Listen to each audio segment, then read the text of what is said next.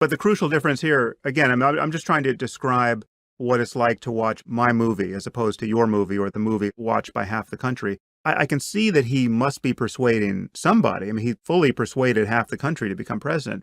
But there is never a moment where I find him persuasive. When I look at him, I see a man. I mean, it's really uncanny. I see a man without any inner life. I see the most superficial person on earth. It's a guy who's been totally hollowed out by greed and self-regard and just delusion. I mean, the way he talks about himself is so. It's like, I mean, if I caught some sort of brain virus and I started talking about myself the way Trump talks about himself, I would throw myself out a fucking window. I mean, it's like that barely overstates it. It's like, I mean, you remember that scene in the end of The Exorcist where the priest finally, he's driving out the devil from Linda Blair and the devil comes into him and then he just hurls himself out the window to end all the madness? Well, it would be like that, right? Yeah. I'll tell you how bad I think this is. If you gave me a choice to randomly pick an American citizen or take Trump, I would roll the dice with random citizen. I mean, you realize how bad that could turn out? You realize how many people in this country shouldn't be president?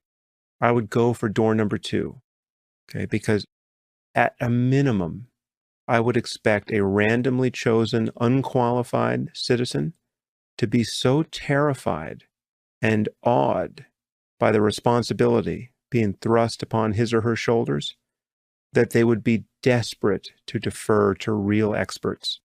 Trump has the opposite attitude. His lack of qualification is married to an egocentrism the likes of which we have never seen. So no, the health issue is a non-issue for me. As long as she doesn't show up at a rally and kill and eat a baby, she's got my vote. But he's created a wormhole in our political process now where there's nothing so crazy that could disqualify him among the people who like him now. Yes. So he can just keep, just like nuclear bombs of craziness that the press can't ignore, that every time they think, okay, this is the crazy thing he said that's going to harm his candidacy, so let's shine a light on it, it just helps him. You know, he could get on Twitter right now and say, you know who I'd like to fuck? I'd like to fuck Nicki Minaj. And it would work for him. It would work for him. You would see a tweet storm of 1 billion people who say, I'd like to fuck Nicki Minaj too. Or like, go get her. And it's insanity. That's where we are.